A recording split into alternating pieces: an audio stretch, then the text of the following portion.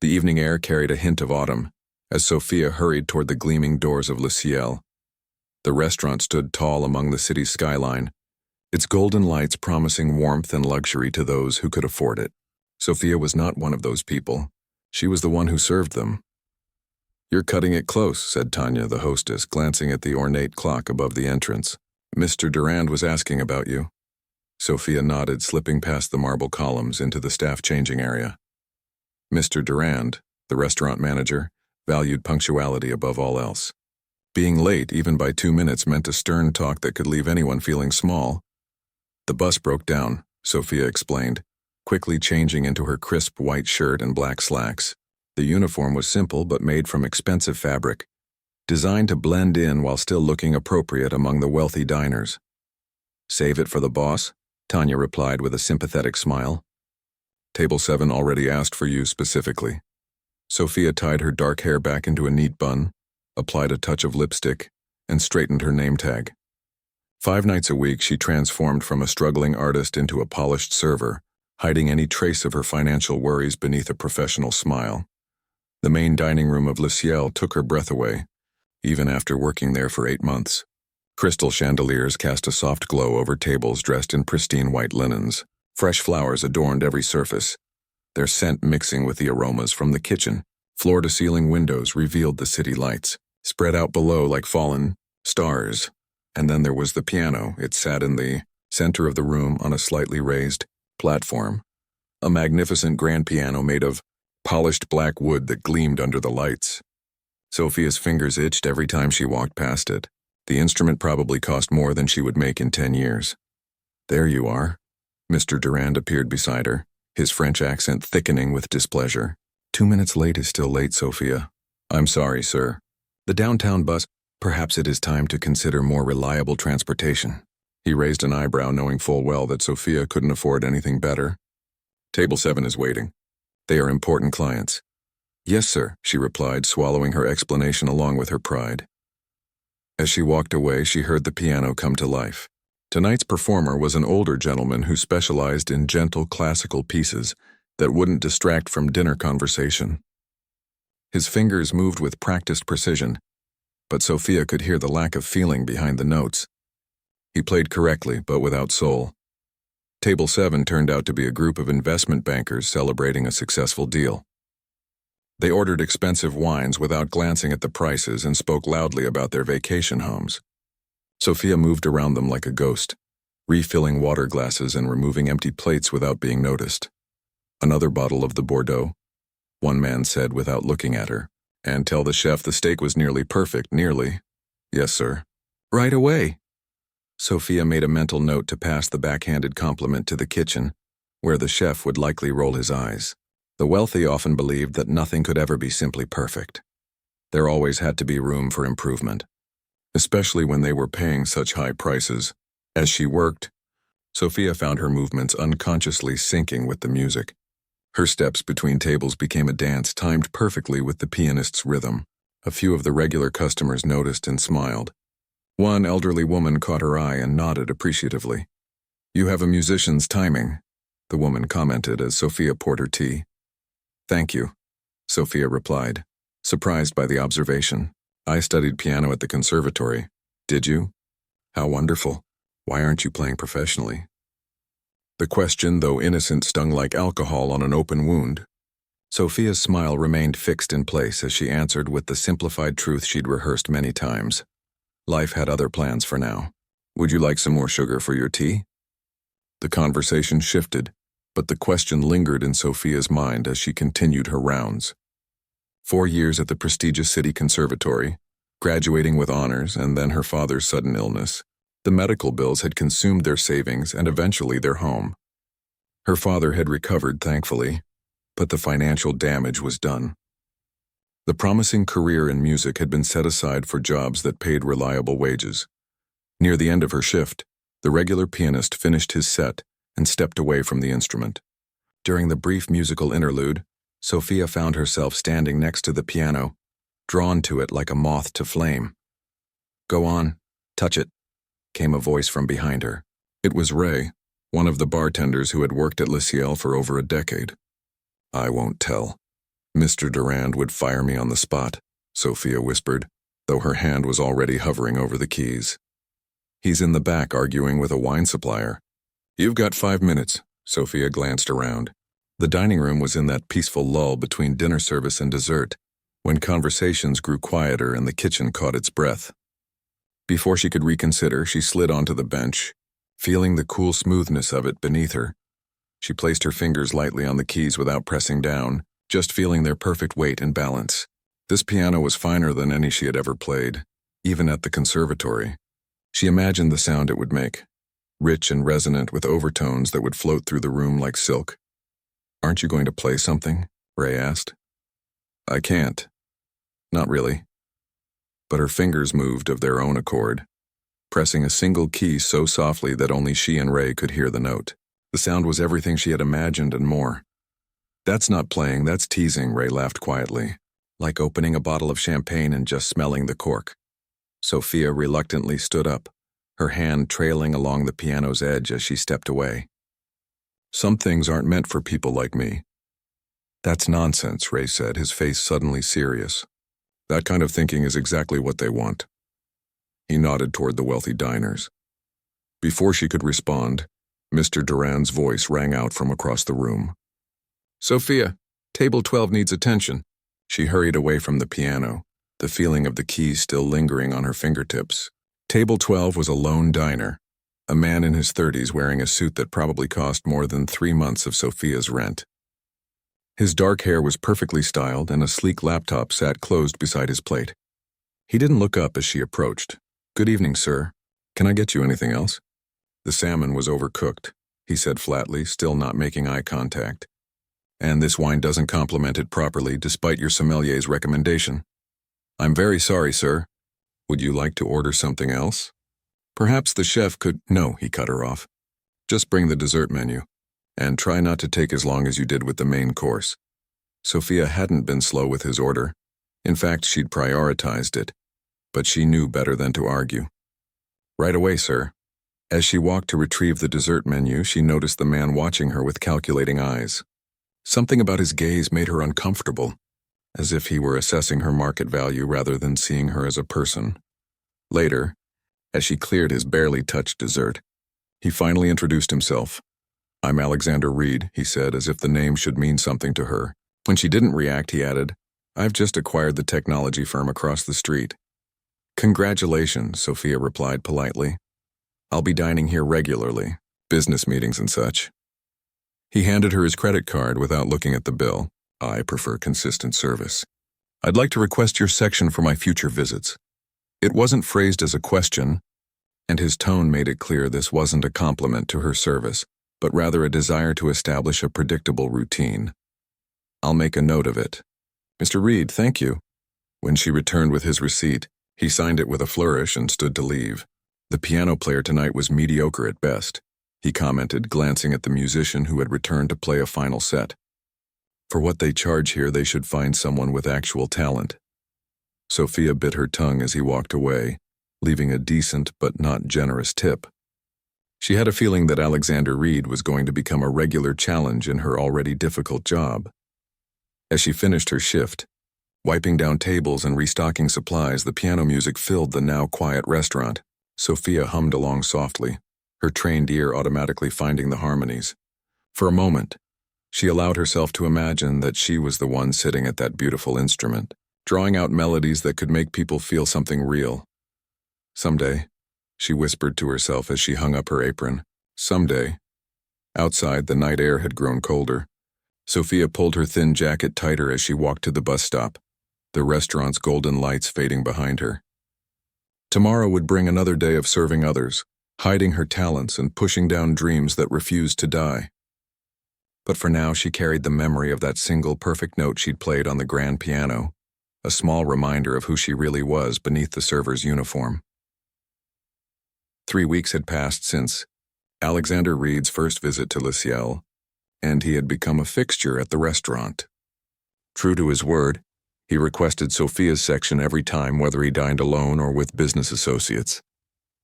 At first, she had hoped it meant he appreciated her service, but that hope quickly faded. The water has too much ice, he commented one evening, barely glancing up from his phone. And this bread isn't fresh. The bread had been baked less than an hour ago. Sophia could still feel the warmth through the linen napkin covering the basket. I'll bring you a new selection right away, sir. Don't bother. Just do better next time. He waved her away with a flick of his wrist. This had become their routine. No matter how perfectly Sophia performed her duties, Alexander found something to criticize. A water glass not refilled quickly enough, a fork with a water spot, wine poured to the wrong level. His complaints were never loud or aggressive. That would be too common. Instead, they came as quiet observations spoken in a tone that suggested he was simply pointing out the obvious. That man is impossible to please, Tanya whispered, as they stood side by side at the service station. I don't know how you handle it, Sophia shrugged while preparing a fresh bread basket. The tips are good, and honestly, I've dealt with worse. Still, there's something mean about the way he does it, like he enjoys watching you scramble. Before Sophia could respond, Mr. Durand appeared behind them. Less talking, more serving. Sophia, Mr. Reed's guests have arrived. They're being seated now. Tonight, Alexander was hosting 4 other men, all wearing expensive suits and watches that caught the light as they gestured. They were already deep in conversation when Sophia approached. Good evening, gentlemen. May I get you started with drinks? Alexander looked up with that now familiar calculating stare. Ah, here she is. Gentlemen, this is Sophia, who will be taking care of us tonight. Eventually. The slight emphasis on the last word made his companions chuckle. Sophia maintained her professional smile as she took their drink. Orders, top-shelf whiskey for 3 of them, sparkling water for the 4th, and Alexander's usual red wine that he would inevitably claim was served at the wrong temperature. As she walked away, she heard one of the men ask, "Is the service always this slow here?" "No, but I find the experience educational," Alexander replied, his voice carrying just enough for her to hear. The evening continued in this vein. Each time Sophia approached their table, the conversation would pause and Alexander would find some subtle way to undermine her. When she explained the chef's special, he interrupted to correct her pronunciation of the French dish. When she recommended a wine pairing, he dismissed it with a condescending smile. "I'm sure that's what they teach you to say," he told her, "but we'll go with something actually worth drinking." His companions followed his lead, their initial politeness fading as the night wore on. They became a pack following the alpha, each trying to impress Alexander with their own clever observations about the service, the food, or the restaurant. During a brief lull, Sophia escaped to the small staff area behind the kitchen to catch her breath. She found Ray organizing bottles at the service bar. "Reed and his cronies?" Ray asked, noticing her expression.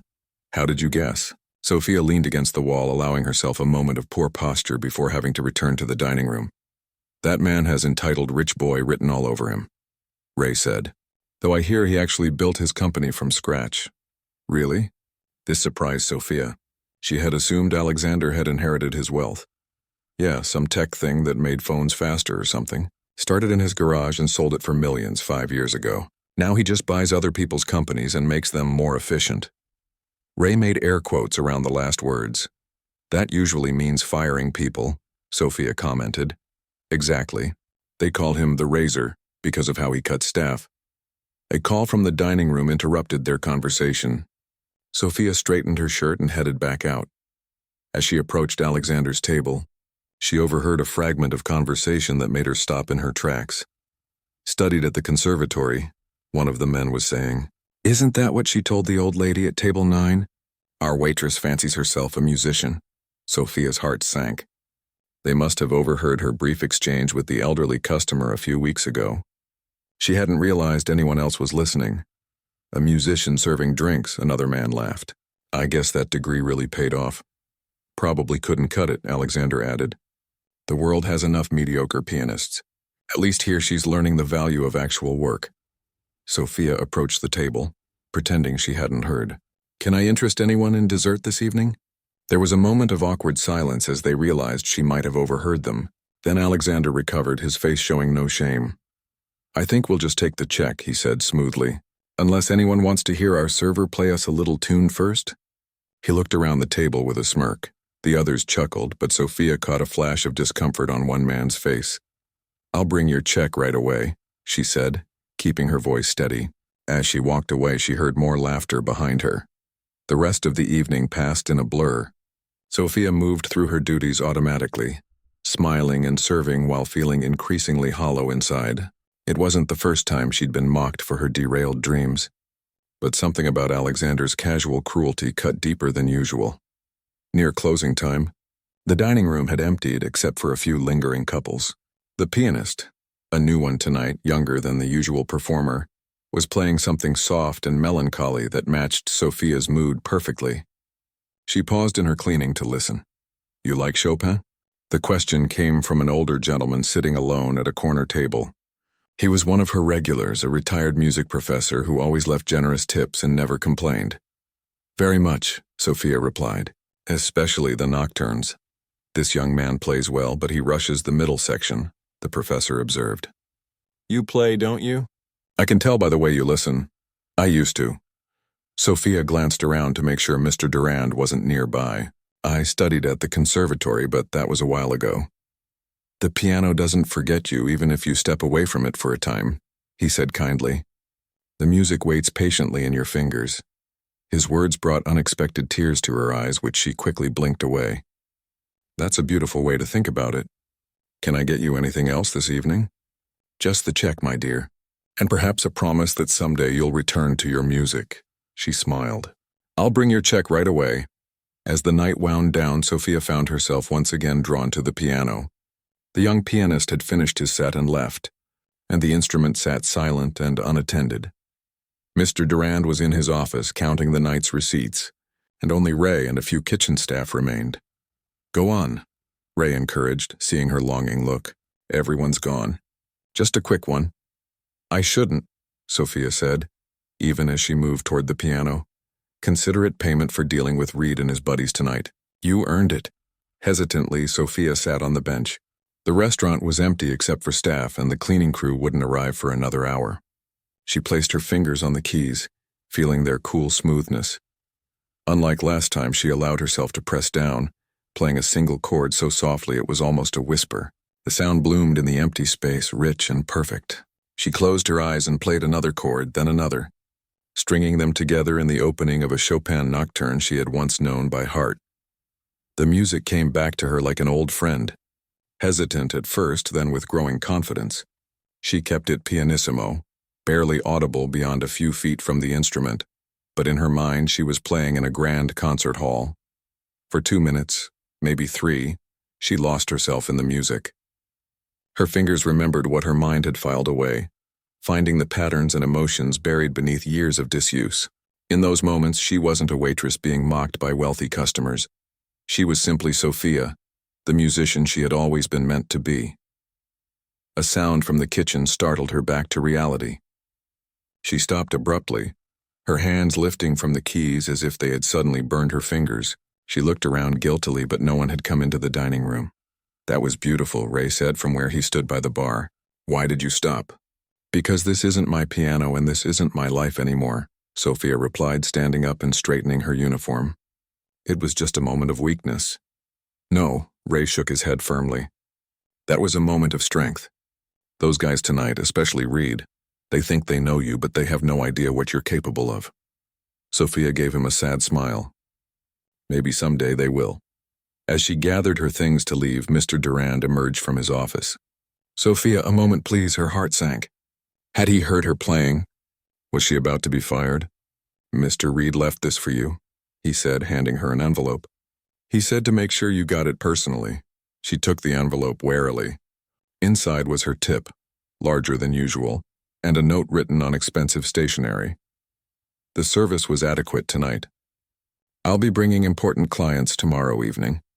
Do try to be more attentive. A.R." Sophia stared at the note, then carefully folded it and put it in her pocket along with the money. Tomorrow would be another day of serving Alexander Reed and enduring his subtle jabs. But for tonight she had remembered who she really was, if only for a few precious minutes. As she walked to the bus stop, she hummed the nocturne softly to herself, keeping the music alive in her mind and in her heart. The kitchen at Le Ciel was in chaos. Pots clanged, chefs shouted, and servers rushed back and forth like players in a complicated dance with no choreographer. Sophia weaved through the mayhem, balancing 3 plates of perfectly arranged food that would soon be devoured by hungry customers. "Where is Anton?" Mr. Durand demanded, his face flushed with anger as he cornered Sophia near the service station. "He was supposed to be here an hour ago." "I haven't heard from him," Sophia replied, setting down her tray to check her phone. Anton was the pianist scheduled for tonight's dinner service, a temperamental but talented musician who had been playing at Le Ciel for years. "Do you want me to try calling him?" "I've called him 6 times. Mr. Durand ran a hand through his thinning hair. The Bernstein party specifically requested music for their anniversary dinner, and Reed is bringing the investors from Singapore. We cannot have a silent dining room tonight. As if on cue, Tanya burst through the kitchen doors, her face pale. Anton's wife just called. He's in the hospital. Something about his appendix bursting. He's in surgery right now. Mr. Durand let out a string of French curses that made even the head chef look up in surprise. Perfect. Just perfect. Where am I supposed to find a pianist at 6 o'clock on a Friday night? The kitchen fell silent as everyone realized the gravity of the situation. Lucille's reputation was built partly on its atmosphere. Elegant lighting, impeccable service, and live piano music that created the perfect backdrop for expensive meals and important conversations. A silent piano on one of their busiest nights would be noticed and remembered. Sophia felt her heart pounding. Before she could reconsider, she heard herself speaking. "I could play." Mr. Durand turned to stare at her as if she'd suggested serving the customers in her pajamas. "You?" "Yes." Sophia straightened her shoulders. "I studied at the conservatory. I can play the dinner set. Cooking school is not the same as—" "Not culinary," Sophia interrupted, a boldness in her voice that surprised even her. "Music. I have a degree in piano performance from the National Conservatory." Mr. Durand looked her up and down, his expression doubtful. "Why are you working as a server if you can play piano at this level?" "Life happens," she answered simply. "But I can play whatever Anton usually does. Classical, jazz standards, movie themes, I know them all." Mr. Durand checked his watch. The first dinner guests would arrive in 30 minutes, and the Bernstein anniversary party was scheduled for 7. "Show me," he said finally. "Now?" "Right now." 5 minutes to convince me." Sophia followed him into the empty dining room. The chandeliers were dimmed, creating pools of golden light above each table. The grand piano waited on its small platform, lid raised and ready. "Play something," Mr. Durand commanded, checking his watch again. "Something challenging." Sophia sat at the bench, taking a deep breath. Her hands were trembling slightly as she placed them on the keys. It had been so long since she'd played for anyone other than herself, those stolen moments after closing when she thought no one was listening. The pressure of Mr. Durand's stare made her doubt herself momentarily. Then she began to play. Her fingers found Chopin's Ballade, Number 1 in G minor, a piece that flowed from memory as if she had practiced it yesterday instead of years ago. The music filled the empty restaurant, echoing off the high ceilings and wrapping around the tables like an invisible mist. The piece began gently, almost like a question, before building into cascading notes that required both technical precision and emotional depth. Sophia closed her eyes, letting the music take her away from Le Ciel, away from her worries about rent and bills, away from Alexander Reed's cutting remarks. For these few minutes, she existed purely in the realm of sound and feeling. When the final notes faded, she opened her eyes to find not just Mr. Durand watching her, but the entire kitchen staff who had gathered in the doorway. Their faces showed varying degrees of shock and admiration. "Why didn't you tell us?" Tanya whispered. Mr. Durand cleared his throat, his expression unreadable. "Can you play for 4 hours?" "Yes," Sophia nodded. "I can mix classical with more popular pieces to keep it interesting. Your serving duties—" "I can cover her tables," Ray offered immediately. "We'll make it work." Mr. Durand looked around at his staff, then back at Sophia. For the first time since she'd known him, he seemed uncertain. "If you embarrass this restaurant," he began. "I won't," Sophia promised. After a long pause, he nodded. "Fine. You have 15 minutes to change and prepare. There's a spare performance outfit in Anton's locker. It might be big, but it will have to do." The staff scattered as the first customers began to arrive. Sophia hurried to the back room where she found a simple black dress in Anton's locker. It was indeed too large, but with a few safety pins from Tanya's emergency kit and a belt borrowed from one of the other servers, She made it work. She quickly pulled her hair from its tight bun, letting it fall in soft waves around her shoulders.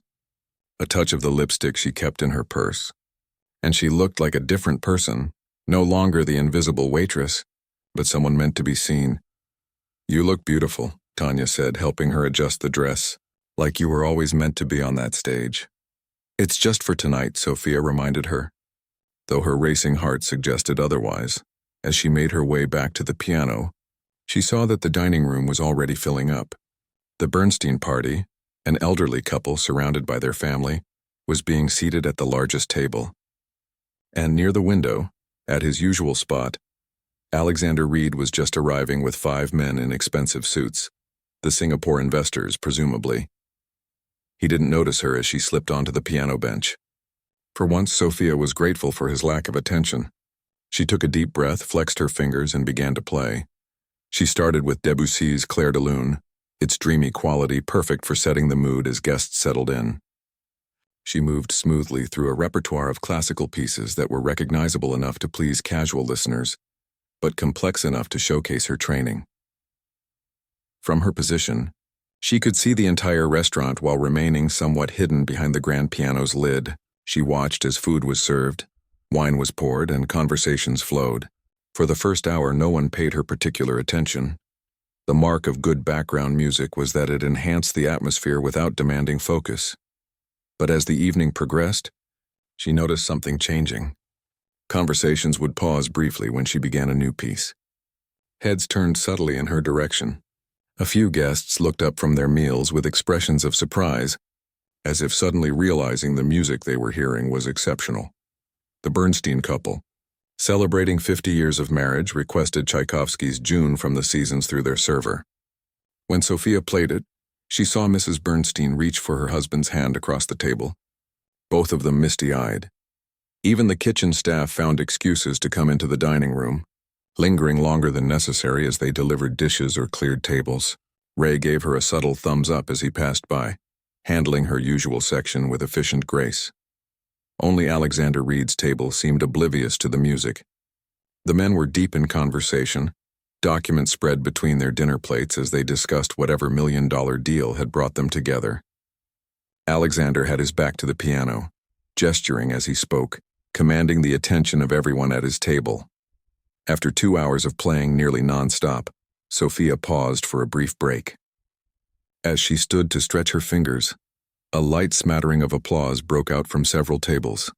She blushed, unused to recognition, and gave a small bow before slipping away to get a glass of water. "You're remarkable," the elderly Mrs. Bernstein told her as she passed their table. "Where did you train, dear?" "The National Conservatory," Sophia replied with a smile. "And thank you for the kind words."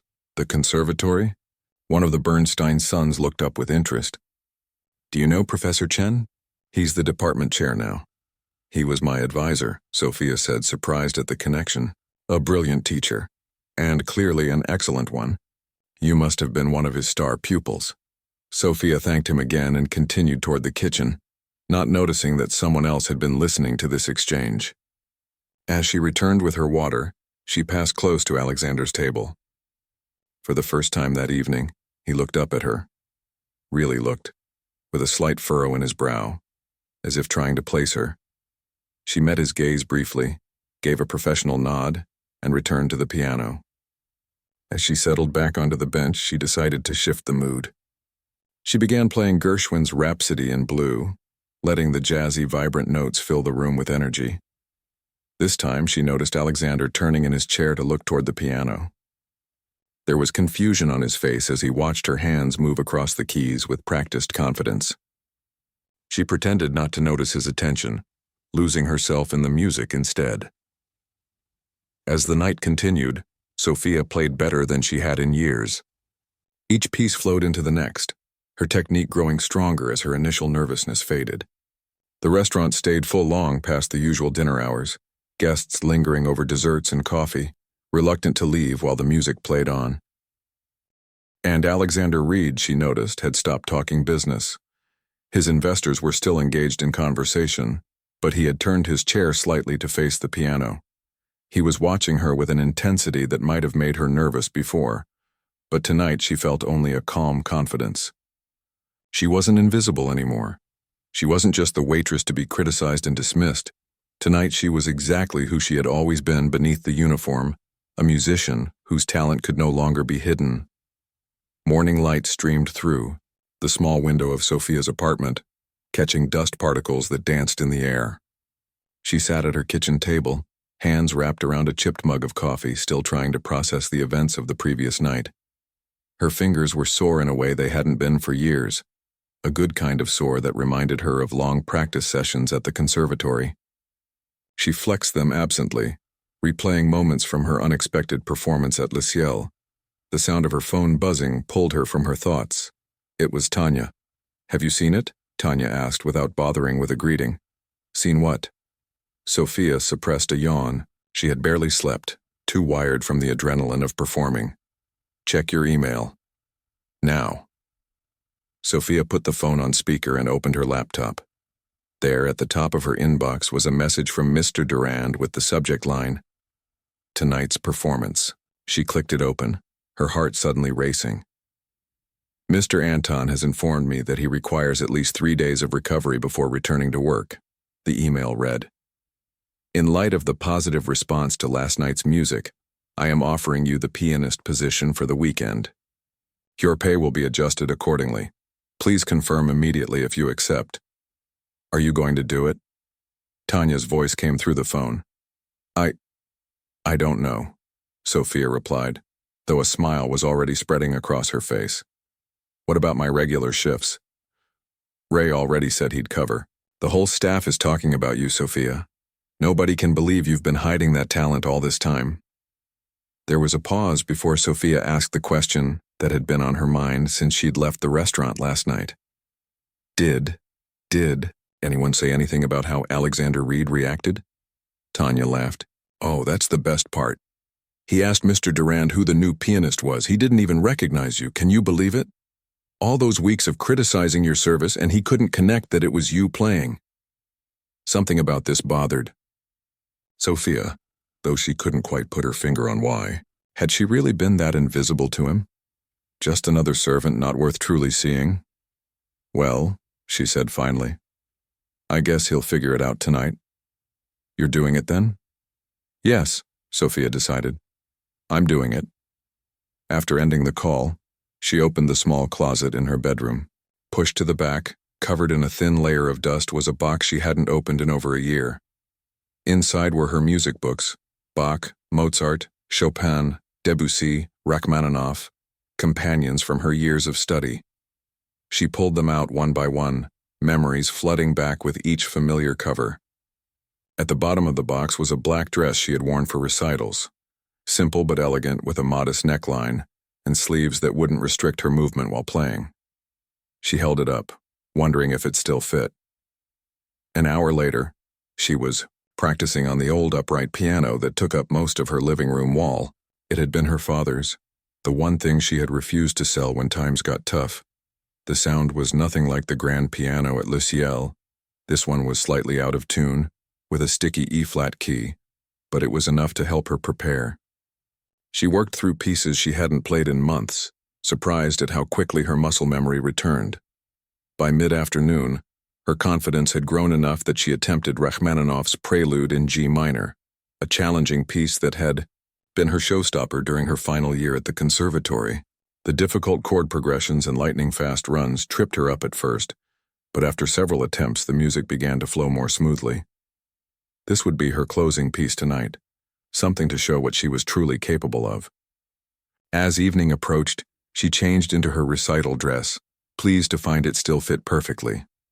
She pulled her hair back into a simple but elegant style, applied minimal makeup, and caught a glimpse of herself in the mirror.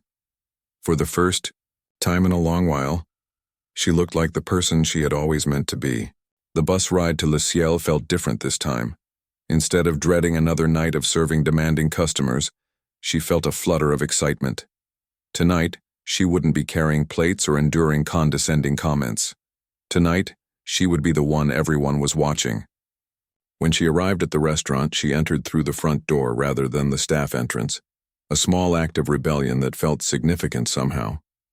Tanya spotted her immediately from the hostess station and rushed over to hug her. "You look amazing," Tanya whispered. "Like a completely different person." "That's because I am a different person tonight," Sophia replied with a smile. Mr. Durand emerged from his office, eyebrows rising slightly at her transformation. "You clean up well," he said, which was probably the closest thing to a compliment he had ever given her. "The first guests will arrive in 20 minutes. I expect a varied program, not too many melancholy pieces. This is a restaurant, not a funeral home." "Yes, sir," Sophia nodded, fighting the urge to roll her eyes at his typical micromanagement. "And Sophia," he added as she turned toward the piano, "Anton may be out longer than expected. His doctor is recommending 2 weeks of rest. If tonight goes well, we can discuss a more permanent arrangement." The implications of his words hit her like a wave. A regular position as the restaurant's pianist would mean more money, more respect, and a chance to use her training again. It would mean no more balancing trays or dealing with rude customers. It would mean reclaiming a part of herself she had thought was lost. "Thank you," she managed to say. "I won't disappoint you." The dining room filled quickly as Sophia played a selection of light classical pieces to start the evening. She noticed several faces from the previous night, regular customers who smiled at her with recognition. The Bernstein family had returned, the elderly couple giving her a warm wave when they spotted her. As 8 o'clock approached, she found herself glancing repeatedly at the door. Would Alexander come tonight? And if he did, would he finally make the connection? Her question was answered when Alexander walked in, accompanied by a woman in an expensive-looking dress. A date, Sophia realized with surprise. In all the weeks he had been coming to Le Ciel, he had never brought a woman with him. They were seated at his usual table by the window. From her position at the piano, Sophia could see them clearly. Alexander in a perfectly tailored suit, his companion laughing at something he said as they settled into their chairs. Ray, who was serving their table, caught Sophia's eye and gave her a subtle thumbs up. She watched as he took their drink orders, noticing how Alexander barely looked at him, the same way he had barely looked at her when she had been the one serving. Sophia turned her attention back to the piano, launching into a lively Schubert impromptu. As she played, she allowed herself occasional glances at Alexander's table. He seemed completely focused on his date, gesturing as he spoke, probably telling her about his latest business conquest. The woman, however, kept looking toward the piano with appreciation. After one particularly complex passage, Sophia saw her lean forward and say something to Alexander, nodding in Sophia's direction. He turned slightly in his chair, finally giving the piano his attention. That was when it happened, the moment of recognition. Sophia saw his eyebrows draw together, confusion passing over his face as he looked more intently at her. She met his gaze briefly before looking back at her hands, a small smile playing at the corners of her mouth. By the time she finished the piece, Alexander was fully turned in his chair, staring at her with an expression she couldn't quite read. Surprise, certainly. Confusion, definitely. But there was something else there too. A dawning realization that seemed to leave him unsettled. As the applause died down, Sophia announced a short break. She stood from the bench, smoothing her dress, and made her way toward the kitchen for a glass of water. Her path took her directly past Alexander's table. "Excuse me," he said as she approached, his voice lacking its usual commanding tone. Sophia paused, turning to him with a polite smile. "Yes, Mr. Reed?" His companion looked between them with curiosity. "You two know each other?" "Mr. Reed is a regular customer," Sophia explained smoothly. "I've had the pleasure of serving his table many times." Alexander seemed at a loss for words, perhaps the first time Sophia had ever seen him in such a state. "I didn't realize.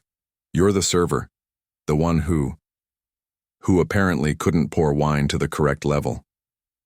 Sophia finished for him, keeping her tone light despite the hint of challenge in her words. "Yes, that's me, though tonight I'm filling in for Anton, our regular pianist." "You play." Alexander cleared his throat. "You play exceptionally well." It wasn't quite an apology, but coming from him, the compliment felt significant. Sophia inclined her head slightly. Thank you. I studied at the conservatory, as you might recall from your dinner conversations.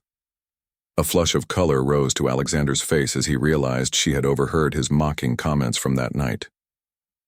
His date looked confused, clearly sensing the tension between them. Would you like to request anything special for your dinner? Sophia asked, professional as ever. I take requests. Before Alexander could respond, his date spoke up. Do you know any Rachmaninoff? I adore his work. Sophia smiled genuinely at the woman. As a matter of fact, I was planning to play his prelude in G minor after my break. It's one of my favorites. Oh, wonderful, the woman exclaimed, clearly delighted.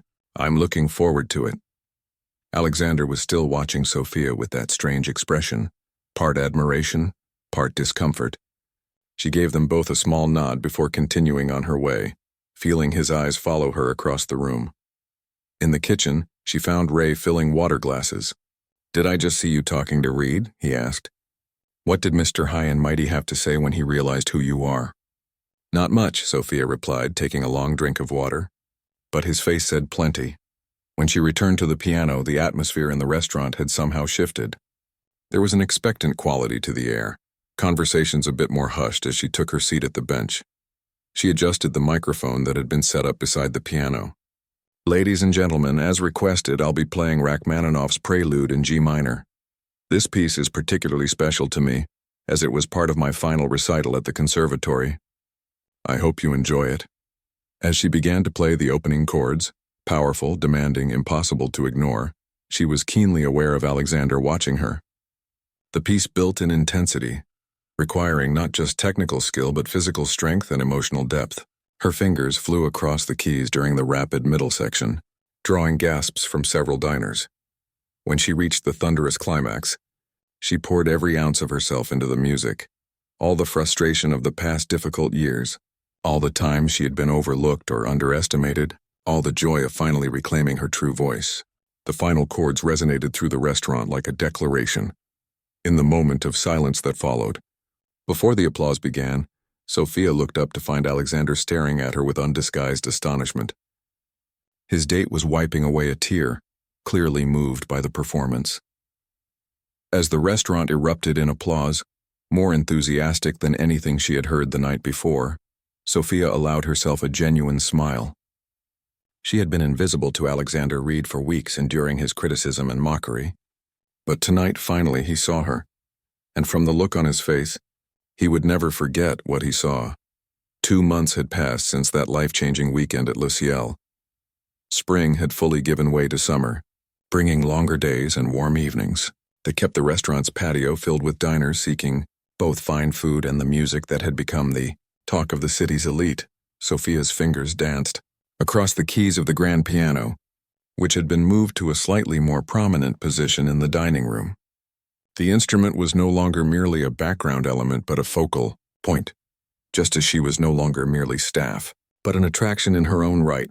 She finished Debussy's arabesque to appreciative applause, smiling as she transitioned into a more contemporary piece that she had arranged herself.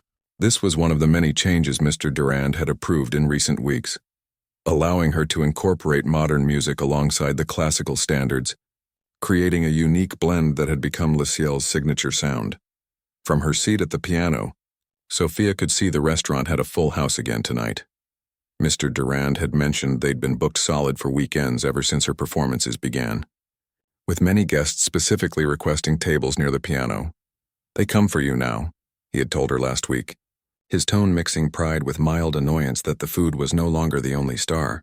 We have people calling to ask who is playing before they make reservations. As she played, Sophia caught sight of the elderly Bernstein couple at their usual Friday table. They had become her most loyal fans, bringing friends and family to hear her play.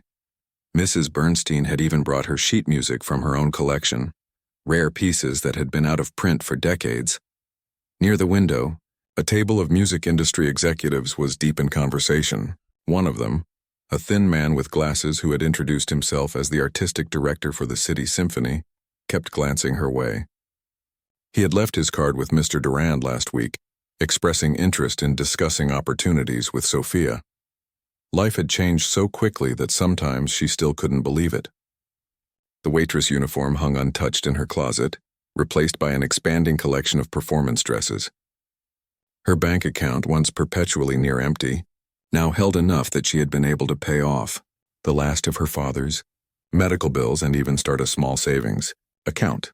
But perhaps the most significant change had nothing to do with money or recognition. It was the feeling that had returned to her heart, the sense of purpose and joy that came from doing what she was truly meant to do. As she finished her set and announced a short break, Sophia noticed a familiar figure entering the restaurant. Alexander Reed, impeccably dressed as always, was being led to a table by Tanya. He was alone tonight, his expression serious as he checked his watch and glanced around the dining room. Sophia hadn't seen him since that night 2 months ago, when he had finally recognized her. He had left shortly after her Rachmaninoff performance, his date looking confused as he had abruptly asked for the check. She had assumed he was too embarrassed to face her again, finding another exclusive restaurant where he could criticize the staff without fear of them turning out to be hidden talents.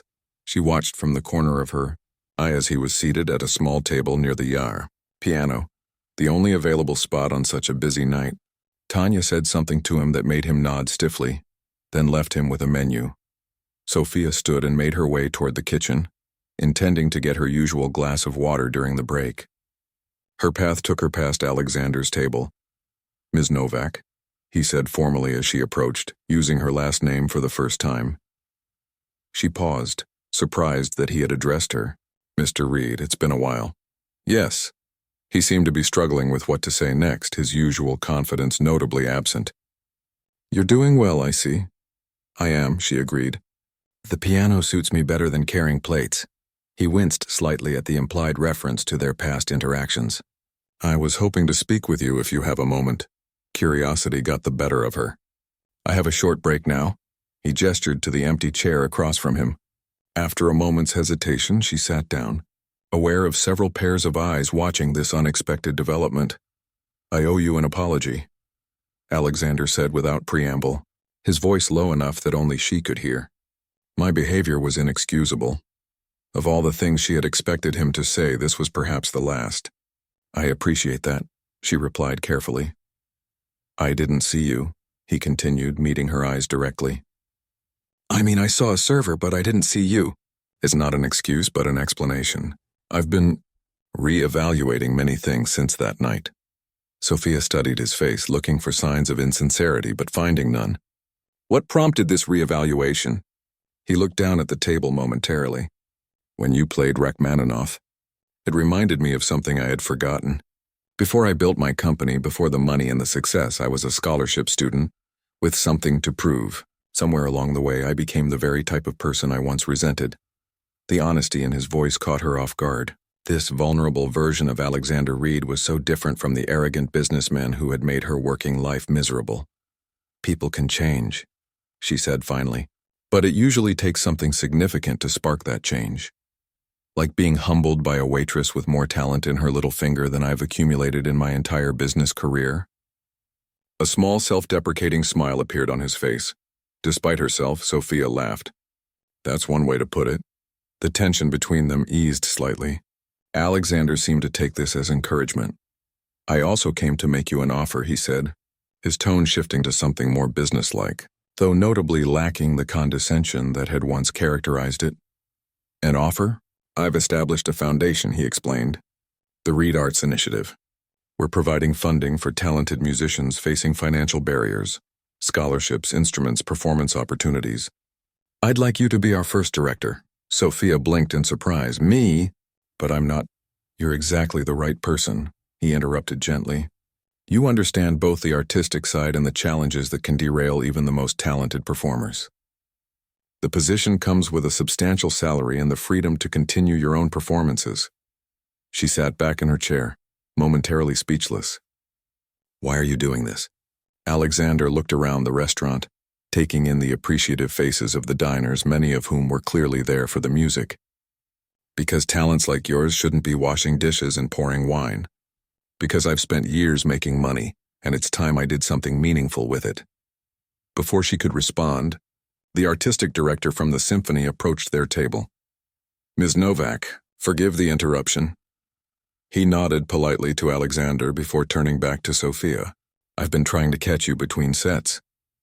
We're holding auditions next week for our winter season, and I'd like to personally invite you to perform as a guest soloist for our November concert series. Thank you, Sophia managed, feeling as though she had stepped into someone else's life. I'd be honored. Excellent. My assistant will contact you with the details. He handed her his card before departing with another nod to them both. Alexander watched him leave, then turned back to Sophia with a raised eyebrow. It seems I'm not the only one who recognizes your talent now. It's all happening so fast, she admitted. 3 months ago I was worried about making rent, and now you have options, Alexander said. The symphony continuing here at Le Ciel, my foundation offer, or perhaps all of them if you want. You're in the enviable position of being able to choose your path. Sophia looked across the restaurant to where the piano waited, gleaming under the lights.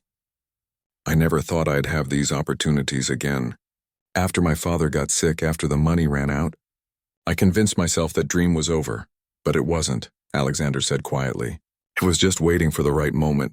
She turned back to him, studying his face. Why did you really come here tonight? The foundation offer could have been made through a secretary or a letter. Alexander hesitated, showing that same unusual vulnerability. I suppose I needed to see for myself that you were doing well, that in spite of people like me, talent finds a way. He paused. And perhaps I needed you to see that I'm capable of change. The restaurant's lights dimmed slightly, the signal that it was time for her to return to the piano. Sophia stood, smoothing her dress. Your foundation idea, she said. I'd like to hear more about it. Not as an employee necessarily, but as a consultant. I know firsthand what struggling artists need. Hope flickered across his face. I'd welcome your input in any capacity. I'll think about it, she promised. And Mr. Reed, that apology you offered? I accept it. Relief softened his features. Thank you. As she made her way back to the piano, Sophia felt a profound sense of closure. The man who had once made her feel invisible now saw her clearly, not just her talent, but her worth as a person. She settled onto the bench, adjusting the microphone slightly. Ladies and gentlemen, for the next piece, I'd like to play something new, a composition of my own that I've been working on. It's called Recognition. As her fingers found the opening chords, Sophia looked out at the rapt faces of the diners. There was Mrs. Bernstein, smiling encouragingly. There was the symphony director, phone forgotten in his hand as he listened. There was Tanya by the hostess stand, giving her a subtle thumbs up. There was Mr. Durand, pretending to check reservations while actually pausing to listen. And there was Alexander Reed, watching her with respectful attention, a man humbled by beauty, changed by recognition of his own flaws. Sophia closed her eyes and let the music flow from her heart through her fingers. The piece told her story, the struggle, the perseverance, the moment of revelation, and finally, the triumph of being truly seen. When the last note faded, there was a moment of complete silence before the room erupted in applause. Sophia opened her eyes to find several people on their feet, including Alexander. As she acknowledged the applause with a graceful nod, Sophia realized that the journey that had begun with humiliation had led her exactly where she needed to be. The difficult path had made the arrival that much sweeter. She had never been just a waitress, just as the grand piano had never been just furniture. They had both been waiting for the right moment, the moment when someone would recognize the music waiting to be played.